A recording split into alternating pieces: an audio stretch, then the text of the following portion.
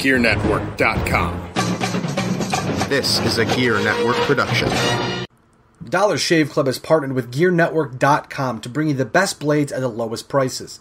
For just $5 a month, you can get a box of razors sent directly to your door. That's right, great quality blades to shave with for less than what it costs at the store, and you can cancel at any time. But hey, take my word for it. I switched to Dollar Shave Club and haven't looked back since. Head over to GearNetwork.com and click on Dollar Shave Club under the Support the Shows tab and get started on your newest journey with Dollar Shave Club through Gear Network. You're listening to Better Live Than Dead on the Gear Radio Network. Ladies and gentlemen, you're listening to the Better Live Than Dead podcast. Well, hello. Welcome back to the podcast. It's Better Live Than Dead. It's episode 125. I am Ryan Wolfe. You already cut me off. I'm about to go postal on you. It's okay. That's Mr. Perez at MRLG Perez. I am Ryan Wolfe at Wolfe BLTD. We are here. We are live. We are better live than dead. Hope you guys have been doing good, having a great summer. I know I have been. We're going to talk a little about that today. We're going to talk about let's see, since the last time we talked. Had a bachelor party, had a wedding, had a honeymoon. And Lewis also started driving Uber. So we've got some good topics today. I'm not sure what we'll call the podcast, but at this point, we'll just let it happen. I mean, it's been a while. How you been, Lewis? Hey, man, I've been good. How about you? I mean, I've been listen, busy. You had you had a bachelor party, you had a wedding, and you had a honeymoon. So you had to be doing pretty good. I mean, between work, home improvements, wedding, bachelor party, honeymoon, school, I don't know when I've had free time. I feel bad. Podcasting and writing have been the two things that have kind of taken a big hit the past couple months. I mean, the last time, Lewis, you and I podcasted was June 2nd over at Pop Rock. So it's been a few minutes. I mean, it's, I haven't done a Sabres podcast since July 4th, haven't done a podcast since July 8th, but understandably so, things have been a little hectic. And the one thing I do want to point out here, just to start off, the bachelor party was to dive in head first, absolute madness. I mean, from what I can remember, it was just incredible. I mean, for those who don't follow on Twitter, first off, you should. Like I said, at Wolfe BLTD on Twitter or at MRLG Perez. But that day, I was very much waiting. Very anticipatory. Couldn't wait to we went to a Red Wings game. We sat in a suite. My brother put it all together. Fantastic job on his part. And good job, Eric. I had gotten a whiff beforehand that Kaya Williams, Buffalo Bills defensive tackle, was going to throw out the first pitch. And I knew most likely he'd be in the suite. So that was my goal for the night, was to meet Kaya Williams. Well, in between that happening, which we'll talk about in just a moment, spoiler alert, and between that and the start of the night, I drank a lot. Probably, when it breaks down to it, I drank the equivalent, I think, of like 18 or 19 12-ounce beers. Because, the big plastic cups are 2 beers. That night. Yeah, but it was, I had great friends. Some family was there. Father-in-law was there. My dad was there.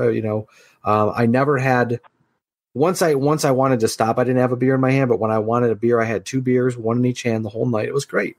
One of those nights where you try to throw up and you can't, so you just have to ride it out. That was kind of crappy, but I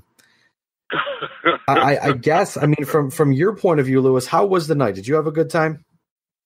Oh man, listen, it was fun, man. Obviously, there was a few people there that I didn't know, but I knew everyone else, and of course, John Sabino was there. So. We spent a majority of the night hanging out and talking and watching the baseball game and hanging out with the other guys. And John was also, shall we say, drinking a little bit. And so whenever John drinks, some type of shenanigans will ensue. So between you and him, there was plenty of shenanigans going on. Yeah, the C-bomb got dropped so many times by John. Not to blow up John's spot, well, but John, when John drinks, he gets his words get a little vulgar. His speech kind of just rolls right out. Somehow, at the day after I found out that John ended up in the suite next to us with a bunch of women, I think it was the girl from Channel 8 was getting married, and she was having a bachelorette party there. And right next to us, they wanted to meet me. I don't remember that because I would have said hello, but I watched maybe 10 minutes of the baseball game. I don't recall much of it. I know when there were fireworks, I was trying to fall asleep in the chair in the suite. But I think the highlight of the night was, I told everybody, I said, keep an eye out for Kyle Williams. That's the whole point. I want to meet the guy. And I had this really dope Rochester Plates 69 Wolf jersey, which was the trashiest thing I think I've ever had in my life, but it was perfect for the night. My brother nailed it. That was a great gift. So I'm wearing this around, wandering around the suites. We walk out of the room after the fireworks, and then I just get grabbed and pushed by like 2 or 3 people.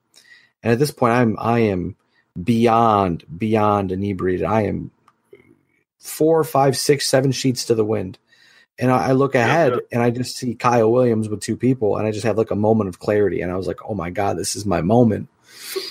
So I walk up to him and I shake his hand and I say, can I get a photo, whatever, take a picture. And then I ask him to sign my jersey, which he does, which is now currently hanging in my basement, may I add, a number 69 Wolf autographed Kyle Williams plates jersey, which is incredible.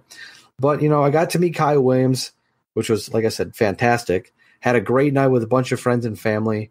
I wouldn't change it for the world. It was absolutely incredible and a good start to kind of the wedding season, because that for me was a handful of weeks before the wedding, and it really started things off the right way. Yeah, no, it was a good time.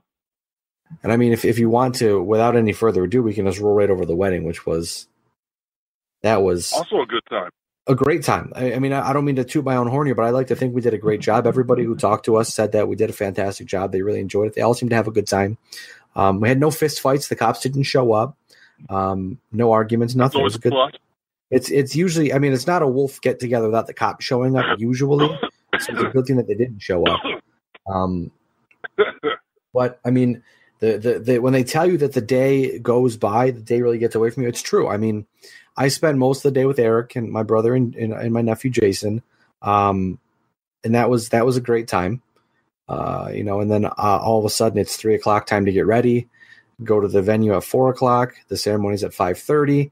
Next thing I know, it's midnight and we're headed back to the hotel. I mean, that's really how it went.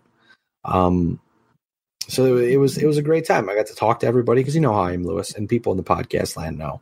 I'm a talker. My wife's a dancer. I'm a talker. She goes and dances with her friends. I talk to everybody and mingle and see all my Twitter friends. And I had a fantastic time. It was nice to see everybody and have everyone just kind of hang out and chatting. So that was really cool. The one thing, Lewis, I did learn that night is that if you get vodka water, you can put Mio in it. So you have like Mio vodka water. So you get like cherry flavored vodka water. It was really good. I had a bunch of them. My cousin's wife actually, she's like a scientist or something. She's actually a nurse, but she's like a scientist because you know what? She's like, just go get one and come back. So I said, okay, whatever. And then I had it. It was just like, this is the greatest thing I think I've ever had in my life. Not to mention, Lewis, I also did see you having one hell of a time. Who, me? Yes, you. I saw you having a great time. Listen, man, what people don't realize is, I've gone to a bunch of weddings. I've done a bunch of weddings as an officiant, as a minister, including your brothers and, well, of course, yours. But normally I'm nowhere near the dance floor. And so, I'll have a little fun, maybe go out for a dance or two, but you had my table right next to the dance floor. And so I spent the evening pretty much dancing and having a great time. It was a good time. At one point, your now father-in-law was watching me, and I looked over at him, and he raised his glass to me, and I raised it back. He looked like he was enjoying himself also. Of course, me and John, John was at my table, so there's going to be, once again, shenanigans. And him and I posted a bunch of Snapchats, and, we had a good time. My wife had a good time. She was, it was nice to have her finally meet some of the people that I hang out with that she hasn't met before. Your mom was ecstatic to meet her, which was kind of funny. Your mom was saying she started to believe that I wasn't actually married. Everyone looked nice, bro. Listen, your tux was really nice. I liked the color combination. Your wife looked lovely. She had a nice dress on. And, your dad looked nice. Eric looked nice. Jessica looked nice. Your sister looked quite lovely. She had a cute dress on. It was a good time, man. The food was good. Alcohol was flowing. I probably had about 20 rum and cokes, which, I can't get drunk, so it's no big deal. My wife was pretty darn tipsy. It was a good night, bro. I appreciate you asking me to, I appreciate you asking me to officiate your wedding. I was going to say, I don't think I honestly would have wanted to have it any other way. That's for sure. When the process started, that was kind of the one when Aubrey was like, who's going to marry us? And I immediately knew, I was like, it's got to be Lewis. Like, that's just, and then as time went on, it was a no brainer, and it worked out well. Cause look at, people told me I looked like I was going to lose it, but I didn't feel like, I felt like I had it together. Like, bursting at the seams and like, I've got this together. That's kind of how I felt. But, once I saw Aubrey walk down I knew I was going to be fine. I knew that was all good. I was going to be okay. And, it was just nice to have you there, kind of walk us through it and, keep us calm, keep us cool, keep us collected. And, absolutely. It was great. You did an excellent job. You looked very nervous at the beginning of the ceremony, but when you actually did, when Aubrey walked down, you actually got very calm. Aubrey was still nervous. And, at one point I did put my hand on her shoulder and gave her a couple comforting words. And when we were halfway through the ceremony, I let her know, hey, we're halfway through it. We're almost there. And actually after the halfway point, she got a lot more comfortable. Absolutely. And it went smoothly. Oh man, I was just thinking back. I mean, tomorrow, it's August 27th now. Tomorrow is a month, so it's already. It feels like a lifetime ago because so much has been going on. I mean, we've been traveling a lot. I know we went. Our honeymoon was in Orlando, which was an incredible time, which I'll talk about in just a second. But we've done Orlando. We went to Toronto last weekend for a couple hours. We are going to Maryland, or we went to Toronto. I think it was 2 weekends ago. We're going to Maryland. This weekend we're going to Maryland for Labor Day weekend with some friends. So it's like, we're just on top of, we've done, so much this year. Cause I told Aubrey, she's graduating here in December. And I said, awesome. We got last summer, we couldn't do a whole lot because we just bought a house. We're planning for the wedding, obviously. And, despite the fact that we did a lot of things on a budget, it was still kind of expensive to have the wedding, which, it's not a bad thing because I think for the money we spent, we definitely got our money's worth, which is great. But, I wanted to make this kind of like the summer of fun. We've gone to a ton of concerts, done a ton of things we wanted to do, crossed off a bunch of stuff on our bucket list, and we're really just going forward from there. I mean, but to talk about our honeymoon real quick, we went to, for those who don't know, the Vistana Resort down in Orlando. It was an incredible time. It's a beautiful place. Never been to a resort personally in my life, so it was interesting. It was a lot of fun. I spent a ton of time at the pool, drank a bunch, drank $150 ish worth of alcohol with Aubrey. It was a great time. Lots of pina coladas. They were great. They were delicious. The bartender was fantastic. We kept going back to the same guy because he kept making them so good. But my favorite part of it was, we'd wake up at 8:00 on a weekday or during the week. We'd get up, we'd go out, we'd get to the pool about 8:30, 9 o'clock. We'd hang out till about 10:50, 10:55, walk over to the bar, get a drink the drink on the way back to our room. And then by the time we get back, we start our day from there. And I mean, we went to Disney Springs. We went to Tampa, Saw Panic at the Disco in Tampa, which was incredible as usual. Brendan Urie's just a magnificent talent, especially to see live. We ended up going to Cocoa Beach. We went to Vero Beach. Got to see my uncle and my aunt for the first time in a while, which was cool. Always nice to see family. Ate so much delicious food. Went to Shake Shack a couple times, which was incredible, which was very nice. Nice, man. Went to a place called Yellow Dog Eats, which had the best pulled pork sandwich I think I've ever tried in my life. Because it was Aubrey, so I had to try some, but I didn't eat the whole thing. But it was damn good. But really, I mean, it's like one giant blur the whole time. It's just a gigantic blur of, this is when you're there. When you're, Shack, bro. I love Shake Shack so much. When you're on vacation, it doesn't feel like it's going fast.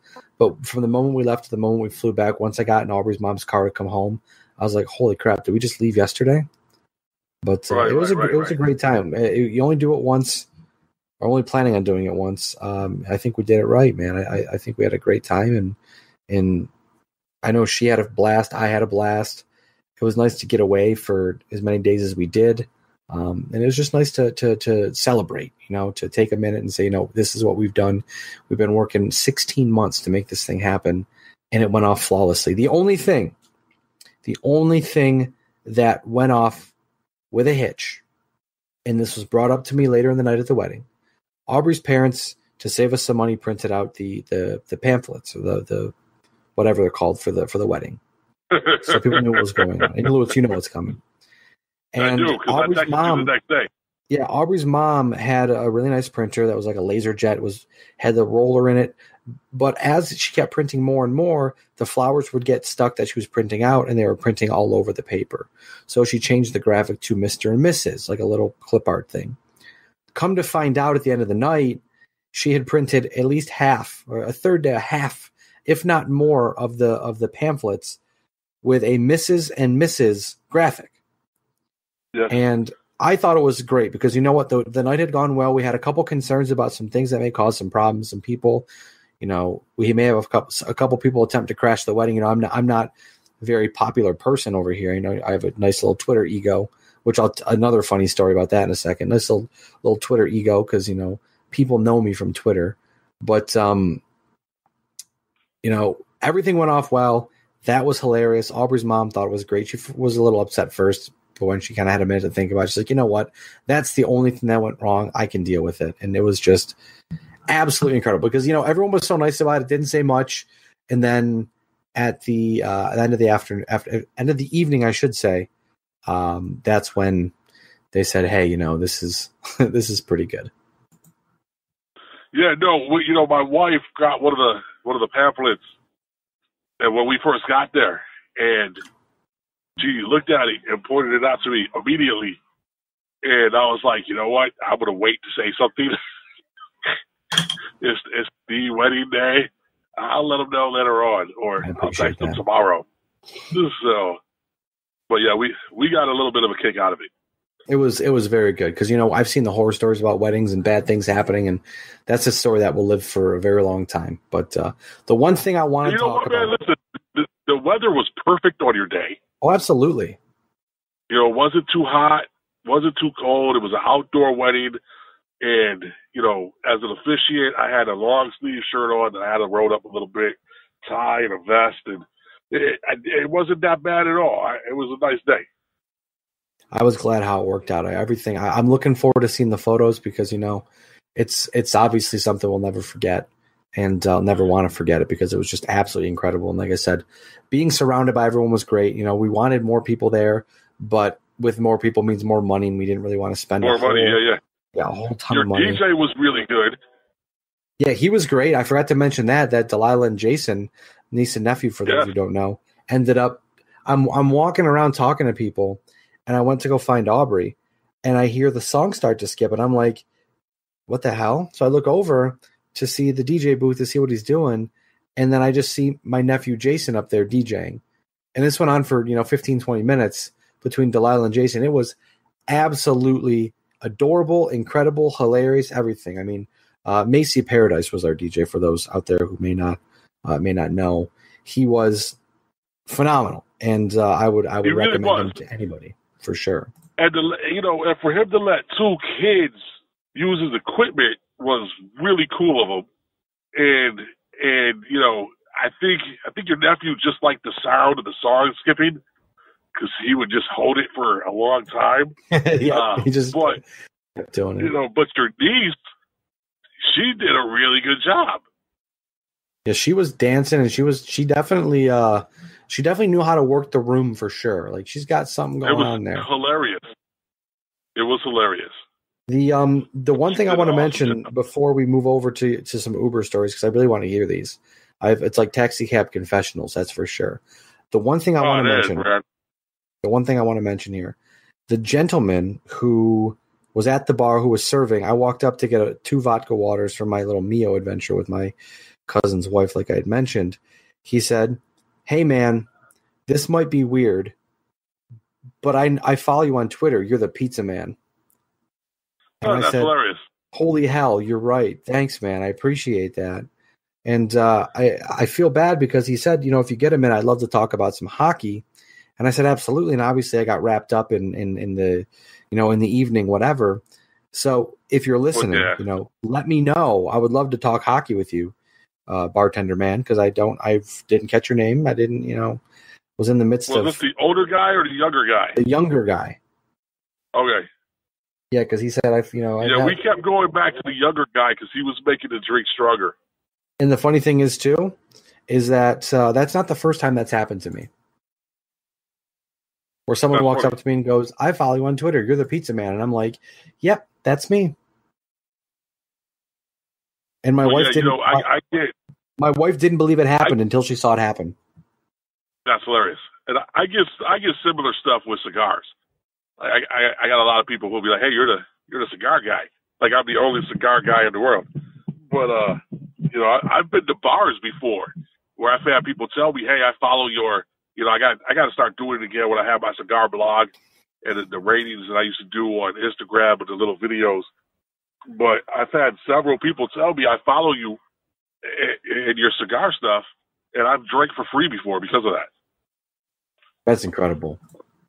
That's awesome. That's absolutely incredible. Yeah, I mean, it's just about having a social media presence and having a good time and enjoying yourself. Because I mean, too many people take this stuff way too seriously. And I mean, with writing. Yeah, with doing Die by the Blade and then Better Live Than Dead, obviously, and other things, it's you're just here to have a good time. I mean, I don't want to take it too seriously, man. I'm, if my brand is Pizza Man, I'm cool with that because I love pizza, man. That's why I'm the pizza man. I know you do. Nothing wrong with liking pizza. Not a problem, man. Not a problem at all. Now, with that being said, I've talked 90% of the podcast, which shocker, I talk a lot. Lewis, you've had some changes in your life lately. You ended up becoming an Uber driver at the behest of our wonderful president, CEO, John Cimino. And how have you been liking it? Has it been good to you? Well, actually, Cimino had nothing to do with it. I stand corrected. My next door neighbor started to do it. And he gave me his Uber code. So once I hit a certain amount of rides, we would both make some money on it. But it really was when my position was eliminated, it really became a necessity just to earn, some extra money while I'm waiting for my job to start. It's not like I'm not a talkative guy. You know what I'm saying? I'm pretty outgoing. And so driving for Uber and picking people up, it's fun to me because you get to meet so many different people from different walks of life, and you get to see just how different everyone is. And I just got done with my 4th weekend. I'm only doing it like Thursday, Friday, Saturdays. And I have so many stories already that it's just absolutely hilarious. My very first night, I knew I was going to be in for a fun ride. by, I'm going to say, my third ride ever. I pick up these 3 people from Frontier Field. There had been a Dark Star concert, and for those of you who are not familiar, they are a Grateful Dead cover band, but a rather successful Grateful Dead cover band. And so they get in my car, and it's a son, his wife, and his father.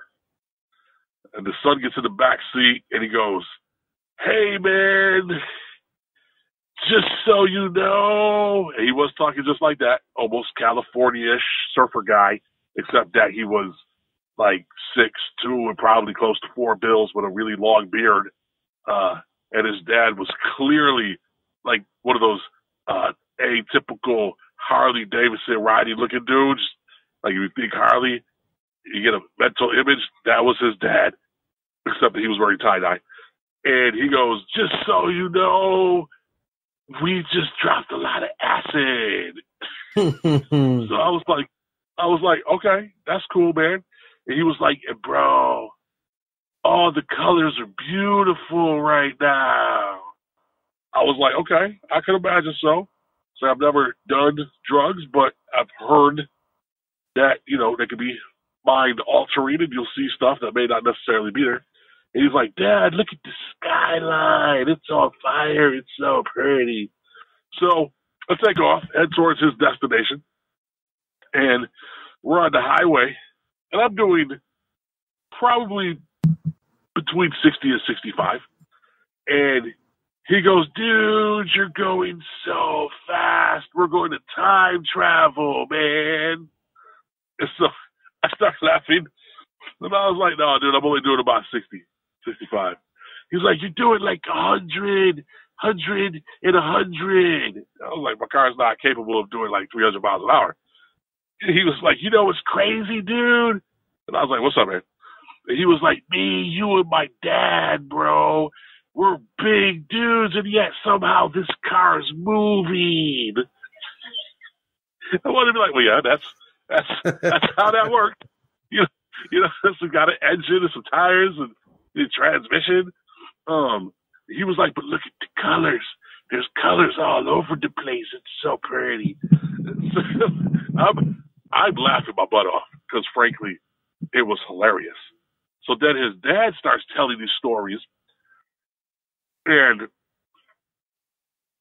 his son is just cracking up in the back and like slapping my shoulder. And, they gave me a $10 tip, which was cool, cash, but everything was beautiful and lovely, man.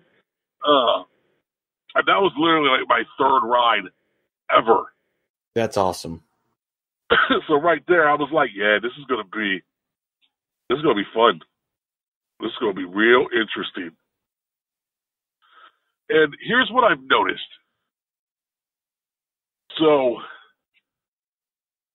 and it's gonna sound weird, but like the white people who get in my car, with the exception of one white person, they'll talk away. Like they'll just have a full-on conversation with you, which is cool. I've driven a couple of Hispanics, and when they see my name, like Luis Perez, they know I'm Hispanic, and they'll have conversations with me.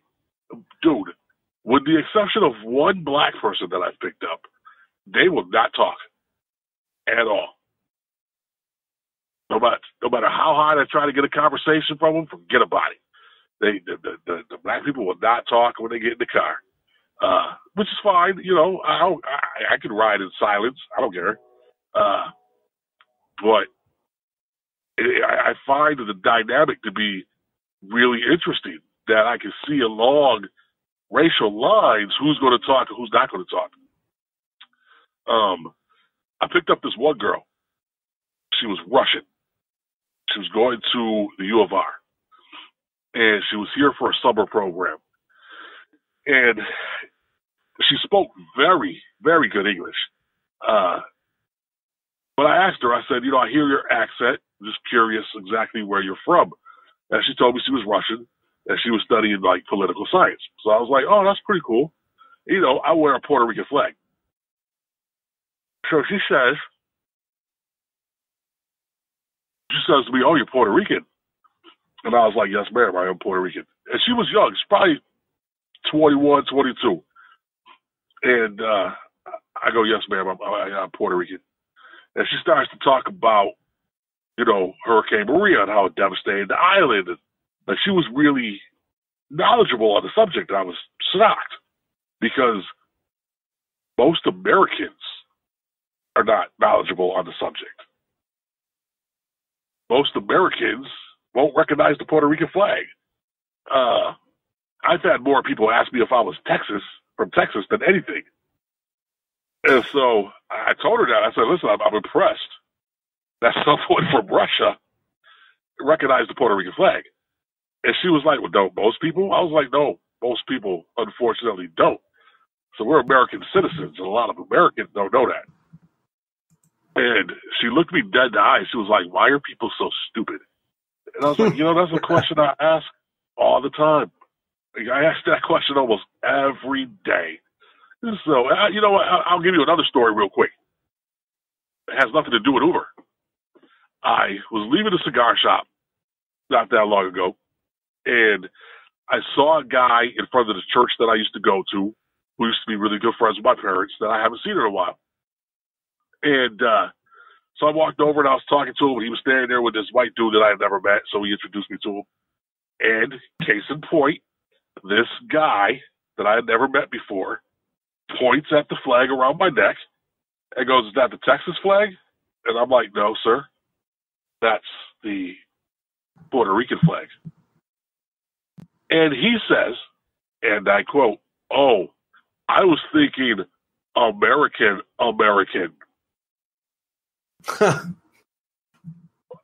What does that even mean? Like, what do you, American? As in, we're not real Americans? You need to explain that to me. So I had a couple of options right there. I could proceed to rip that dude a new one, try to figure out what he meant, or I could walk away. And Ryan, I walked away. Wow. I was very proud of myself. That's different. I mean, I felt that maybe you would have torn the guy apart because he's a moron, which I'm, you know, I know you would tear him not quickly limb from limb. You would slowly peel off limb by limb, right? Because that's people like that deserve that. Right, and that's my default setting. My default setting is to tear you limb for limb, either mostly verbally, because I don't want to go to jail by putting my hands on you. If I have to, I will. But verbally, that's my default setting. This is just to be super sarcastic and make you feel like a complete jackass. That's what you got to do. Yeah, but no, I chose to walk away, bro. I'm proud of you. Thank you, man. I was proud of myself too. No, I agree. I absolutely agree.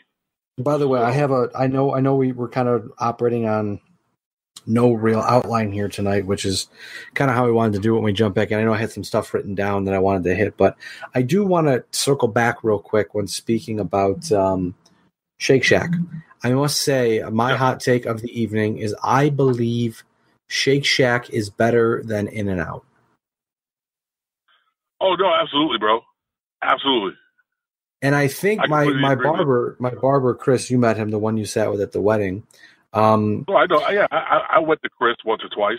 I forgot about that. You know Chris. Yeah, you're right. You know Chris. Yeah. We had a discussion about this a while back that it's almost like In-N-Out is fast food that tries to be gourmet, and Shake Shack is gourmet that tries to be fast food. And I would rather go to the place that's gourmet and tries to be fast food. Now, I had In-N-Out the first night I went to Vegas at 2 a.m., and it was good. It was very good. I would go back. But when I went to Shake Shack, the quality of food, the taste of food, the Shake Shack sauce, the fries, everything about it was fantastic. When I was in Orlando and I had a Shake Shack, I had a barbecue chicken sandwich, and I tell you what, between the barbecue sauce and the chicken itself, I have not had a better chicken sandwich in my life. It was man. Shake Shack is really good, bro. I miss the Shake Shack. They don't mess around up here. No, I mean they're in New York City. That's where they're based out of, but that's a little far to go get a burger. Right, and I as many times I've been to New York City, lived in Brooklyn for a bit, I never went to the Shake Shack there. I didn't have it until I moved down south. And yeah, we used to go to Shake Shack all the time. There was two places, like we were in the mood for like a quick but really good meal when I lived in Orlando.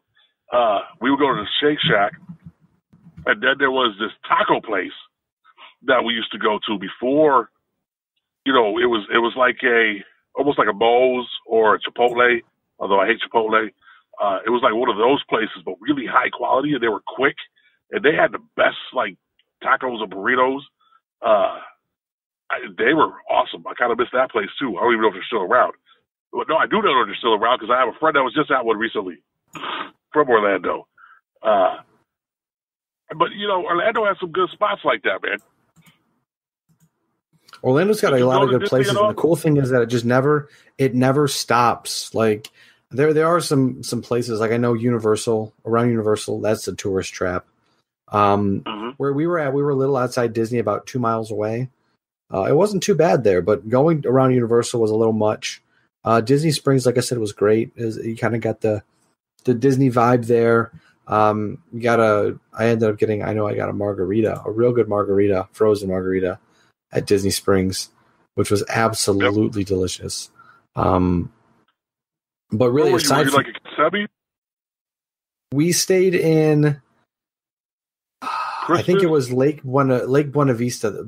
Lake Buena Vista. Okay. That's where we were at. Okay. I'm familiar. So that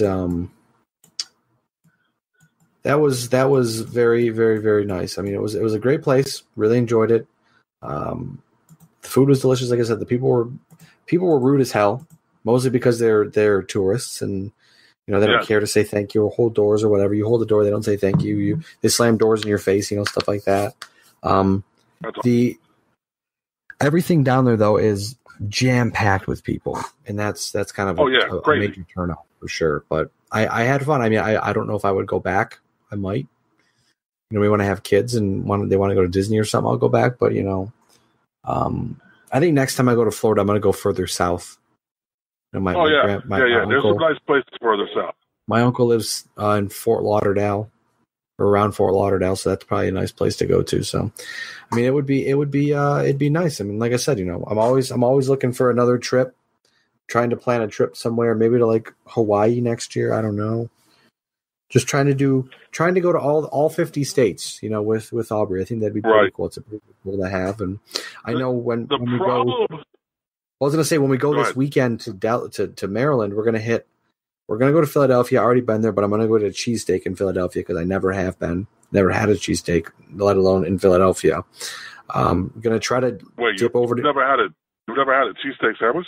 Not that I remember. I might have, but it might not have been like an actual cheesesteak. But anyways. How come I didn't notice about you? I don't know. Probably because I have a real bad gut and I shouldn't really eat that stuff. But, Okay. I just try to avoid it, but when in Rome, you got to do it, man. You got to go. We're gonna go to Tony Luke's right outside Lincoln Financial Field in that little complex. We're gonna get a cheesesteak. Gonna take a quick jaunt over to New Jersey, I think, to try to just check it off the map because New Jersey's disgusting and it smells like a pile of trash, and it is really a pile of trash. And then we'll obviously drive through Delaware to get to Maryland, and then we'll be in Maryland. So we'll hit a couple states, which will be nice. And I think together in 2 years, 2+ years, we'll have hit almost 10 states. So it's not horrible. But yeah, I would love to go to Hawaii. I think that would be a nice place to go next. Tony Luke's is a good spot to go. But I've heard.